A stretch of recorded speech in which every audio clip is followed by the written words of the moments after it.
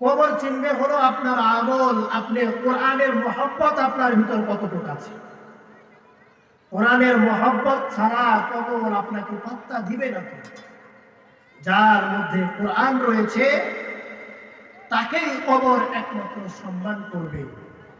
যাদের মধ্যে কোরআন নাই, যাদের মধ্যে কোরআনের ভালোবাসা নাই, যাদের মধ্যে মাদ্রাসার মহব্বত নাই, তাদেরকে কোরআন, যাদের ভিতরে কোরআন নাই, কোরআন পড়তে পারে না, ভালো কথা, মহব্বত করো। যারা মহব্বত করতে পারবে না তাদের জন্য কবরে কোনো শান্তি নাই। কোরআন এমন একটা কিতাব, এই কোরআন যে পড়বে তারও লাভ, যে শুনবে তারও লাভ।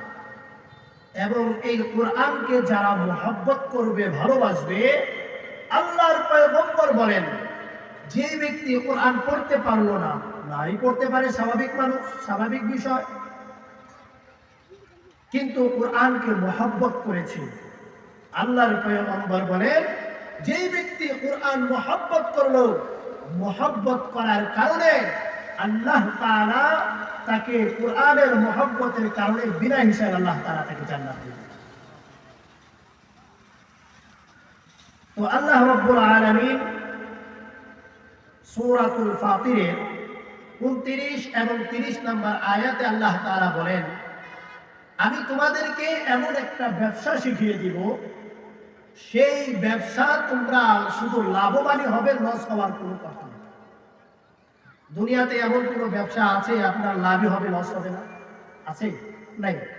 দুনিয়াতে ব্যবসার নিজাম হলো আপনাকে ব্যবসা করবেন, লাভও হবে কখনো, আবার কখনো লস হবে, এটা স্বাভাবিক বিষয়।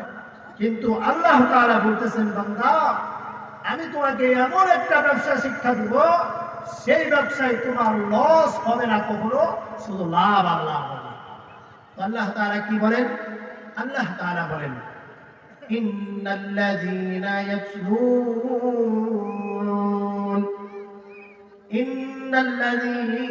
ইয়াতলুনা কিতাবাল্লাহ ওয়া আকামুস সালাতা ওয়া আনফাকু মিম্মা রাযাকনাহুম সিররান ওয়া আলানিয়াতান ইয়ারজুনা তিজারাতান লান তাবুর। আল্লাহ তাআলা বলেন, যারা কোরআন তেলাওয়াত করে, যারা কি করে? কোরআন তেলাওয়াত করে। যারা কোরআন তেলাওয়াত করে, কোরআনকে মহব্বত করে, এই যে কোরআনের মাদ্রাসা হয়েছে, এই মাদ্রাসাকে যারা মহব্বত করে, কোরআনকে মহব্বত করার পাশাপাশি, কোরআন তেলাওয়াত করার পাশাপাশি যারা নামাজ আদায় করে, নামাজ কায়েম করে, এবং আমি তাদেরকে যেই আমানত দিয়েছি, যেই সম্পদগুলো দিয়েছি, সেই সম্পদ থেকে তারা আল্লাহর রাস্তায় গোপনে এবং প্রকাশ্যে আল্লাহর রাস্তায় খরচ করে। কোথায় খরচ করে? আল্লাহর রাস্তায় খরচ করে।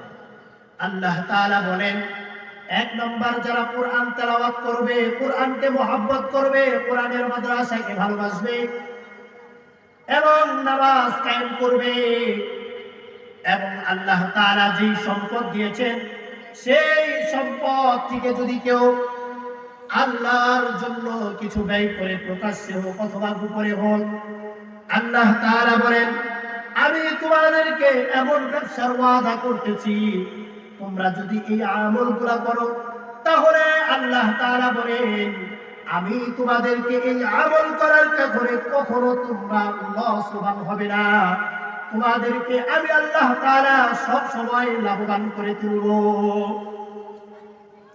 আল্লাহ তাআলা বলেন, লিওয়াফিয়াহুম উজুরাহুম ওয়া ইয়াজিদাহুম মিন ফাদলিহি ইন্নাহু গফুরুন শাকুর।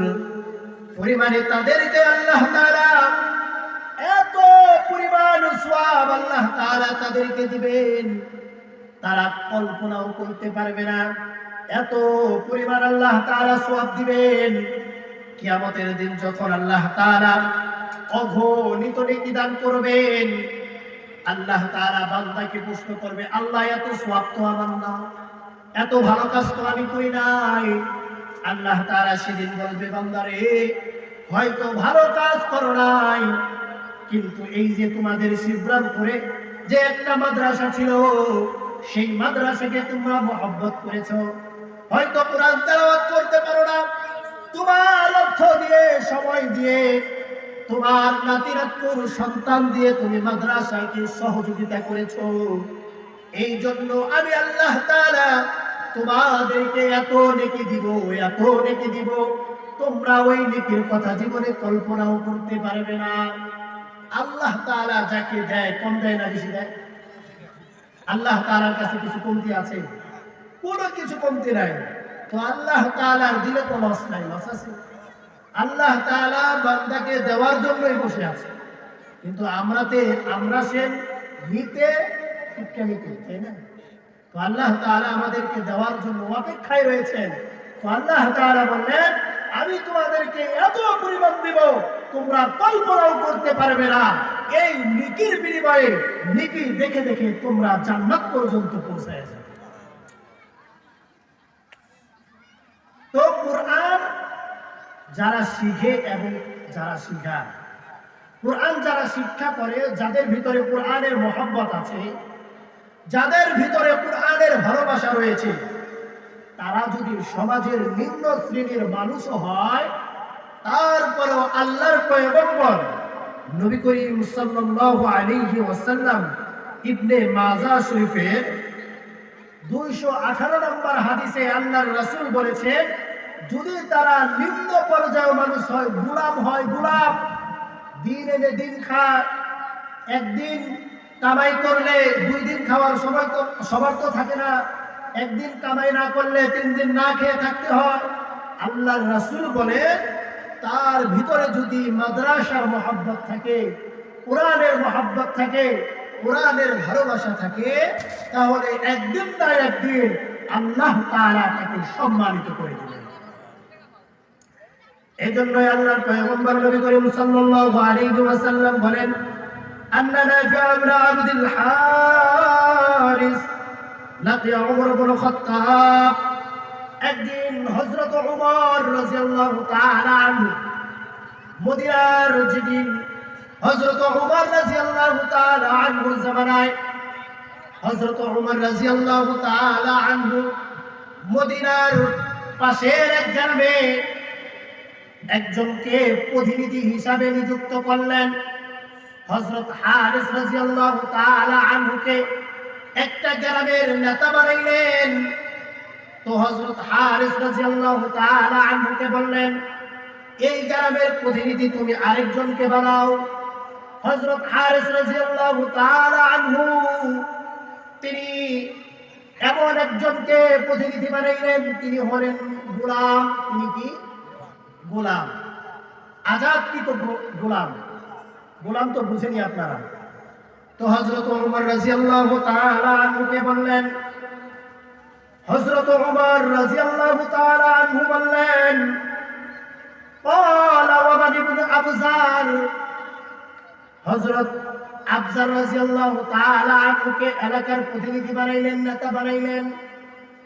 হযরত ওমর আবজার রাদিয়াল্লাহু তাআলা আনহুকে চিনে না। হযরত ওমর হারিস রাদিয়াল্লাহু তাআলা আনহুকে জিজ্ঞাসা করে বলেন, হারিস, এই আবজারটাকে, এই আবজার আবার কেডা? আল্লাহ তাআলা এই আবজার মানুষটাকে আমি তো চিনি না। তখন হারিস রাদিয়াল্লাহু তাআলা আনহু বলেন, ক্বালা রাজুলুম মিন মাওয়ালিনা, তিনি হলেন আজাদকৃত একজন গোলাম। তখন হযরত ওমর রাদিয়াল্লাহু তাআলা আনহু বললেন, এই হারিস, এই আবজারকে, গোলামকে তুমি কেন এলাকার নেতা বানাইলা? হযরত ওমর যখন এই কথা বললেন, হযরত হারিস রাদিয়াল্লাহু তাআলা আনহু বললেন, ক্বালা ইন্নাহু কারি কিতাবুল্লাহ তাআলা আলিম। হযরত হারিস রাদিয়াল্লাহু তাআলা আনহু বলেন, আমি তাকে এলাকার প্রতিনিধি নেতা বানানোর কারণ হলো তার ভিতরে কোরআন রয়েছে। তার ভিতরে কি আছে? কোরআন আছে। সেই কোরআনকে মহব্বত করে, সেই ভালো কোরআন তেলাওয়াত করতে পারে, গোলাম হয়েছে তা কি হয়েছে? শুধু সেই কোরআন ভালো তেলাওয়াত করতে পারে এমন না, বরঞ্চ তার মধ্যে কোরআনের জ্ঞানও রয়েছে। শুধু তাই নয়, হযরত হারিস রাদিয়াল্লাহু তাআলা আনহু বলেন, বিল করাইদ কাদ, তিনি উত্তম বিচারককারী, তিনি এমন একজন মানুষ। আজকাল তো আমাদের সমাজে বিচারকের অনেক পন্থা আছে, আছে না? আমাদের সমাজে বিচার করে কেমনে? টেবিলের নিচ দিয়া। কথা বলেন ঠিক না?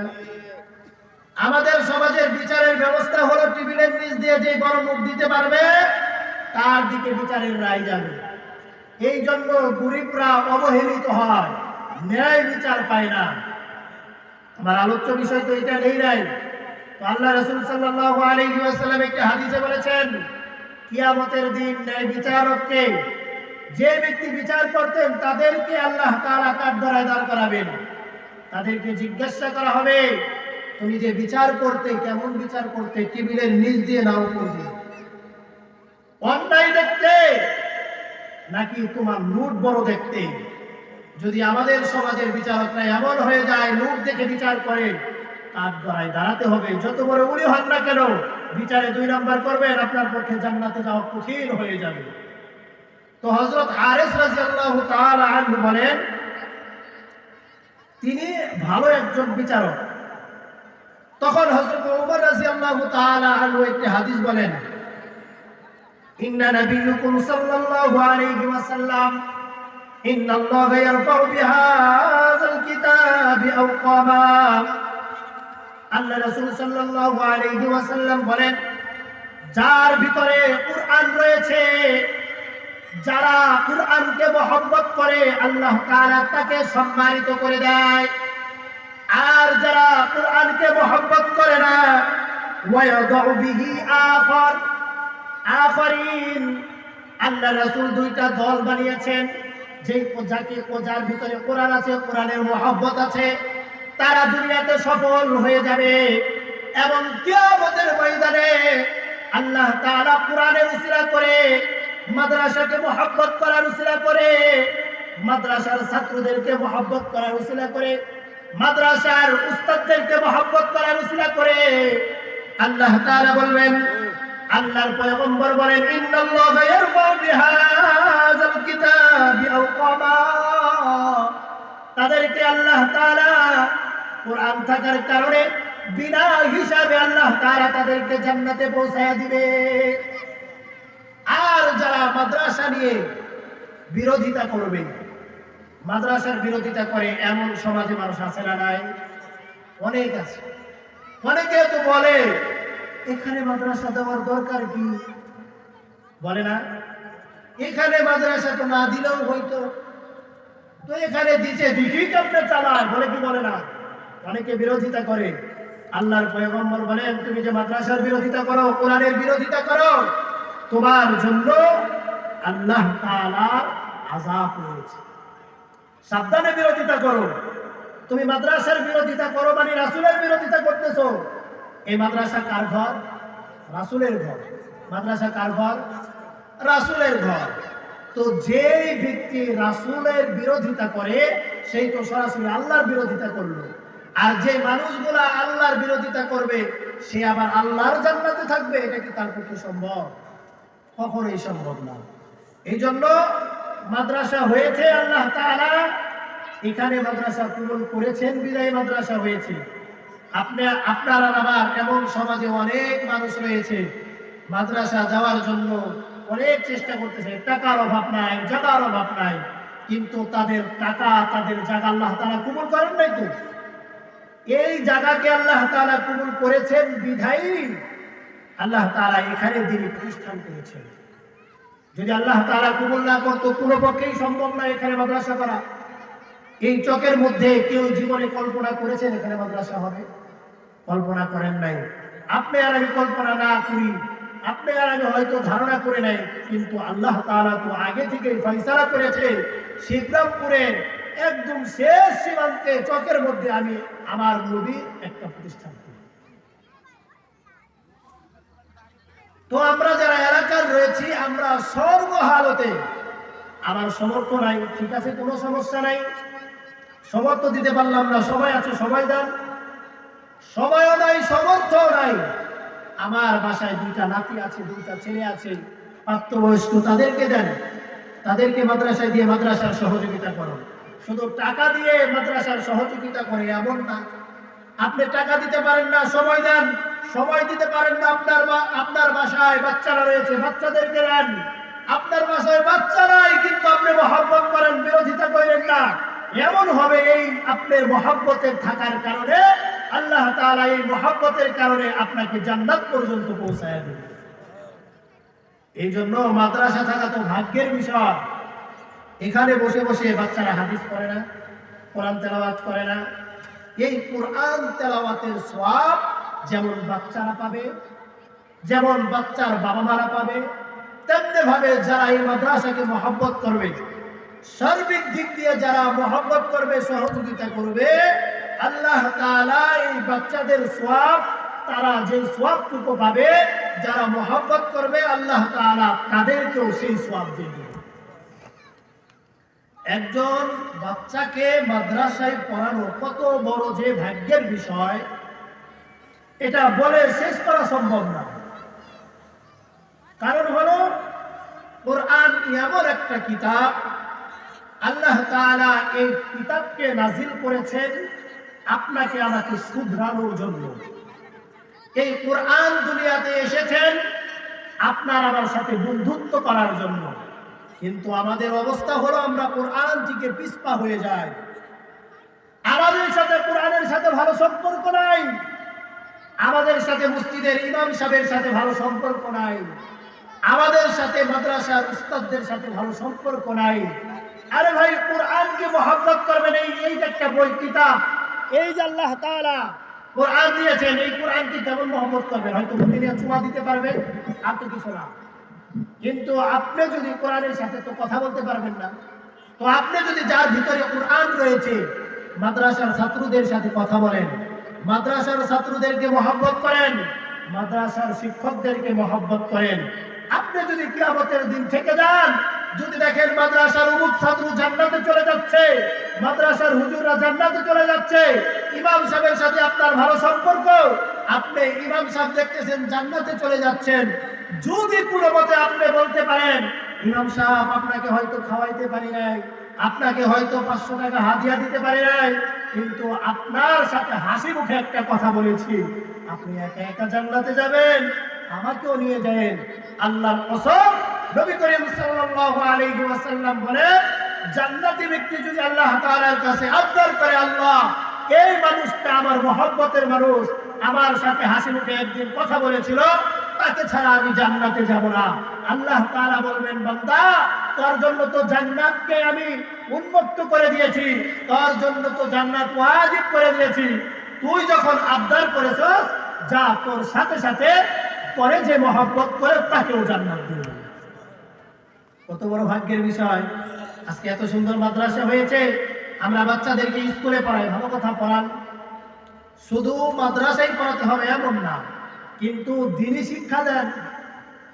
দ্বীনি শিক্ষা যদি আপনার প্রথম সন্তান যদি দ্বীনি শিক্ষা পায়, ওই সন্তানকে আপনি উকিল বানান, কোনো সমস্যা নাই, ইঞ্জিনিয়ার বানান, কোনো সমস্যা নাই, ডাক্তার বানান, তাও সমস্যা নাই, আপনি যাই কিছু বানান না কেন, তার ভিতরে যদি প্রাথমিক কোরআন থাকে, কোরআন শিক্ষা থাকে, তাহলে ওই সন্তান কোনোদিন আপনাকে যত বড় অফিসার হোক না কেন, ওই সন্তান কোনোদিন আপনাকে বৃদ্ধাশ্রমে পাঠাবে না। যার ভিতরে কোরআন আছে, কিঞ্চিত পরিমাণ কোরআন আছে, ওই সন্তান কখনো বাবা মাকে বৃদ্ধাশ্রমে পাঠায় না, বাবা মাকে কোনোদিন অবহেলা